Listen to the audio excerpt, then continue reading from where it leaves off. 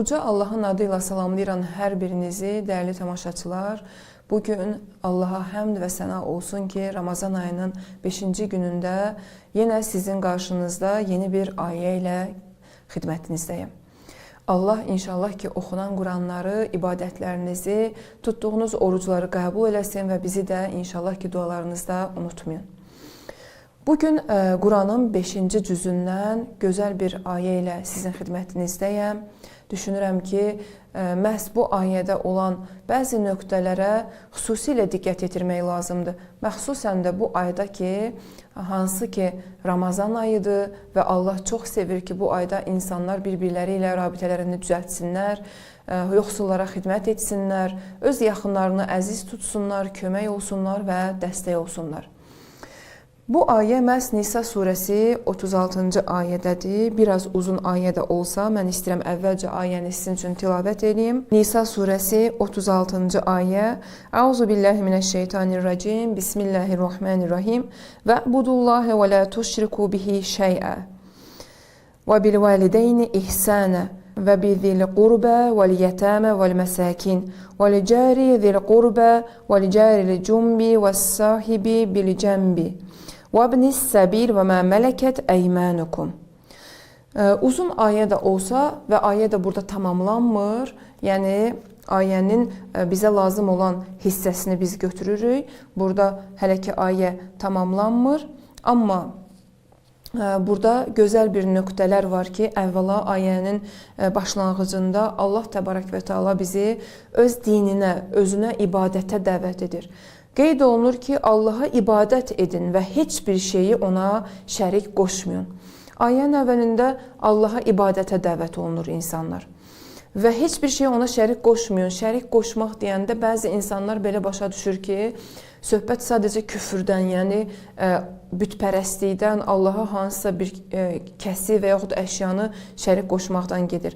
Amma bəzən biz diqqət yetirmirik və həyatımızda məhz hansısa şəxsləri və yaxud hansısa bir əşyaları, malı, dövləti, mülkü, gözəlliyi, hansısa bir şeyi bütə çeviririk öz həyatımızda. Və o bizə mane olur ki, biz Allaha bağlanaq və Allaha doğru gedək.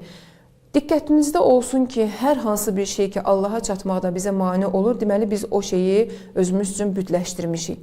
Amma ayənin gedişatında yenə də Allah bizi yaxşı işlərə dəvət edir. Hansı və kimə yaxşı olan işlər?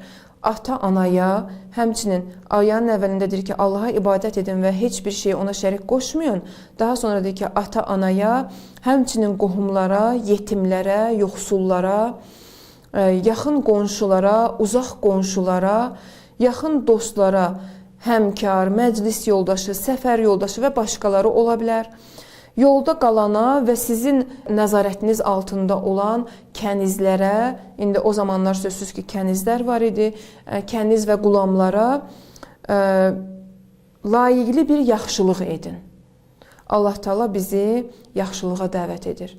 Amma yaxşılığı sıralaması ilə siz də özünüz üçün qeyd edə bilərsiniz. Əgər bugünədək proqramınızda yox idisə, bugündən siz yəni diqqət yetirməlisiniz bu nöqtələrə ki, birinci valideynlər və bir valideyni ihsanə.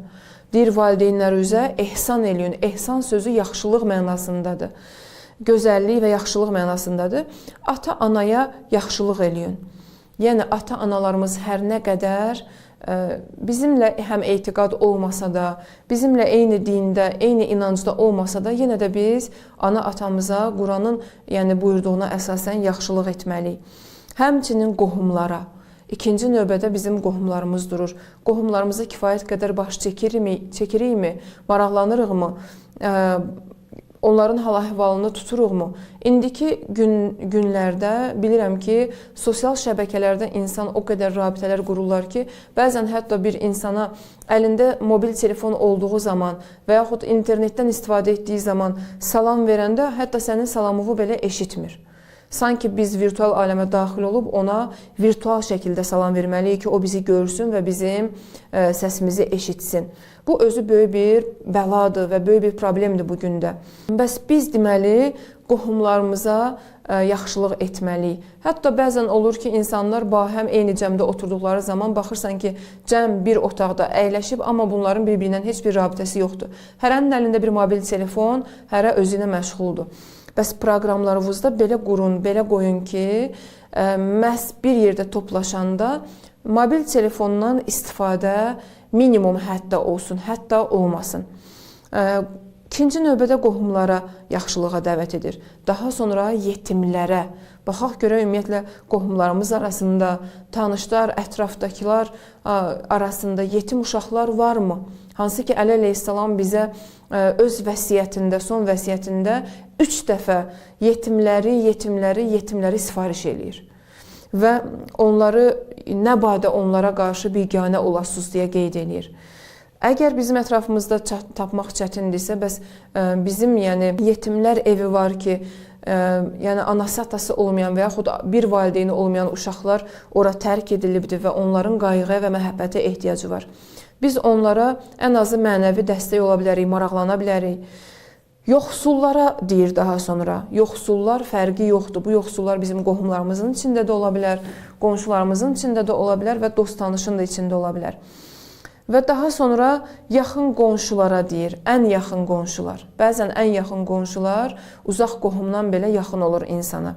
Qonşulara baş çəkin, maraqlanın və daha sonra uzaq qonşular, yəni hətta məhəlləmizdə olan qonşularla belə maraqlanmağa dəvət edir.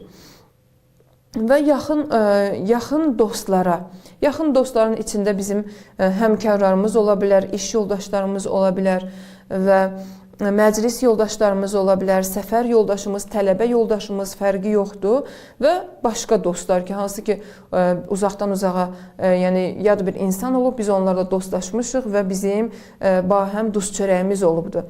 Bu insanlara yaxşılığa dəvət edir Allah Teala. Və daha sonra yolda qalanlara və nəzərinizə çatdırım ki, şəri baxımdan ola bilər ki, hansısa bir şəxs başqa bir şəhərdə varlı bir insandır, sərvəti var. Amma gəlib indi mənim olduğum şəhərə, məsələn, ola bilər ki, cənub zonasından, qərb zonasından durub gəlibdir Bakı şəhərinə. Və Bakı şəhərində pulunu itirib.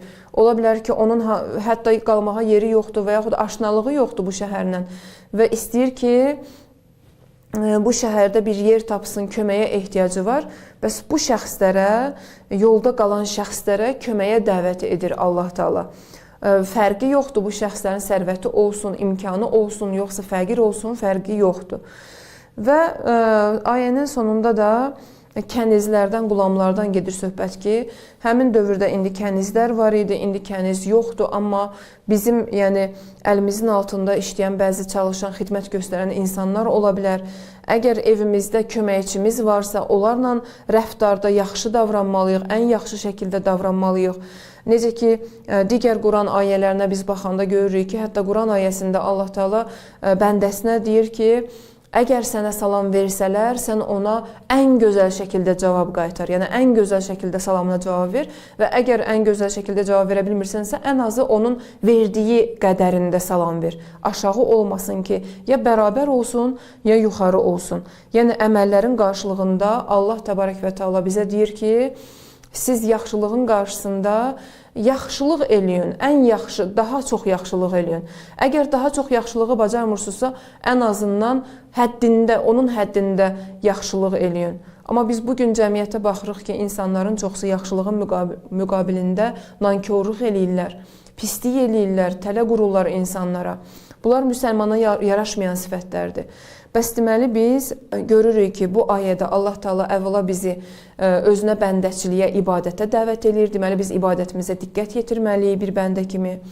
Daha sonra Allaha şərik qoşmaqdan nəhy edir bizi, yəni Allaha şərik qoşmayın.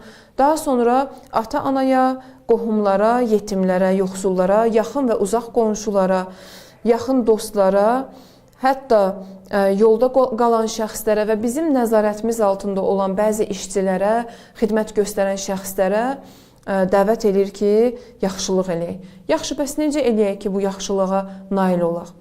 Sözsüz ki, hər bir iş üçün proqramımız olmalıdır. Baxın nə gözəldir. Ayə bizə adresi verir.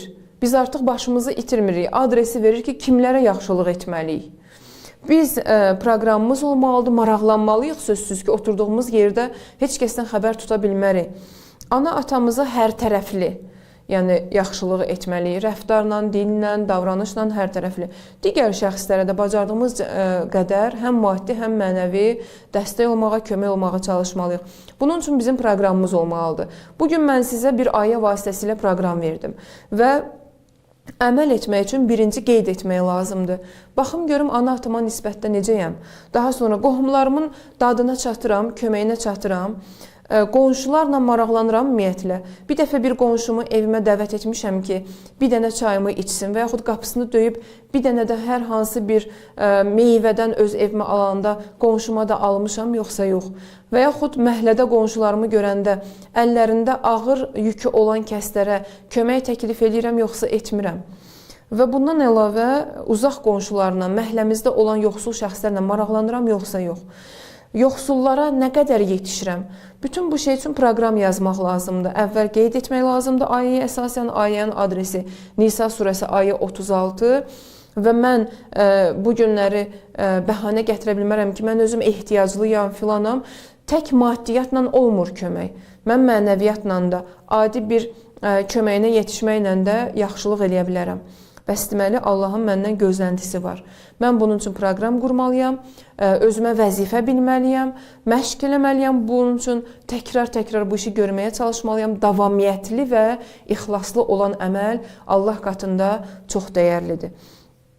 Proqramı ayə sizə verir. Sadəcə sizə qalır ki, bunları qeyd edəsiniz, öz proqramınıza əlavə eləyəsiniz və bunun üçün müxtəlif proqramlar qurasınız. Qohumları məsələn insan evinə dəvət edə bilər. Ehsan məclislərinə dəvət edə bilər, qonşulara hər hansı bir kömək təklif eləyə bilər, dostlarla məsələn xüsusi vaxt ayırmalıdır insan ki, onlarla görüşlər təşkil eləsin. Əlbəttə bu görüşlərdə günaha düşməmək şərti ilə və bu zəminədə davamlı çalışmaq lazımdır. Bugünlük mən yenə də öz sözümü tamamlayıram. Elə bilirəm ki, ayədə çox gözəl həm proqramını özünü veribdir, həm şəxslərin adresini verib ki, hansı şəxslərə biz diqqət yetirməliyik. Biz ömrümüzdə yetimlərin qapısını açıb gedirikmi yetimlər evinə? Onların bu günlərdə qayğısına qalırıqmı? Bir dəfə onlarla söhbət edirikmi? Bütün bu nöqtələrə diqqət yetirmək lazımdır. Bəs Allahın bu gözəl ayında, Quran nazil olan bu ayda, Allahın bu ayəsinə ən gözəl surətdə yəni əməl etməyə çalışaq. Sabah görüşmək ümidi ilə Allaha əmanət olun.